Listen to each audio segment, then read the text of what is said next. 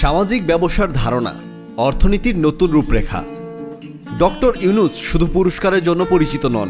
তিনি গ্রামীণ ব্যাংকের মাধ্যমে যে মাইক্রো ফাইন্যান্স মডেল চালু করেছেন তা কোটি কোটি মানুষের জীবন পরিবর্তন করেছে।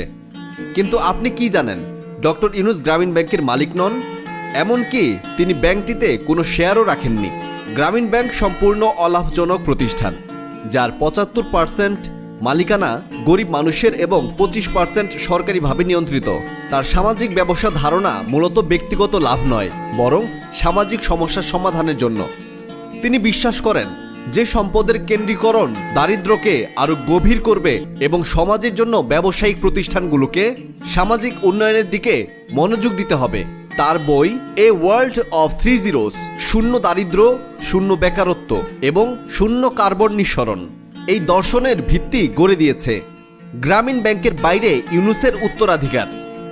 অনেকেই ধারণা করেন যে ডক্টর ইউনুস গ্রামীণ ব্যাংক বা গ্রামীণ টেলিকম থেকে ব্যক্তিগতভাবে লাভবান হন, কিন্তু সত্য হলো গ্রামীণ টেলিকমও একটি অলাভজনক প্রতিষ্ঠান। ডক্টর ইউনুস এই প্রতিষ্ঠানটি প্রতিষ্ঠা করেছিলেন এবং নিজে কোনো শেয়ার রাখেননি। তিনি অনায়াসে বিলিয়নিয়ার হতে পারতেন, কিন্তু তিনি তা করেননি। তার প্রভাব এতটাই বিশাল যে বিশাল কোম্পানিগুলো তার আহ্বানে বাংলাদেশে বিনিয়োগ করেছে এবং দারিদ্র্য বিমোচনে অবদান রেখেছে।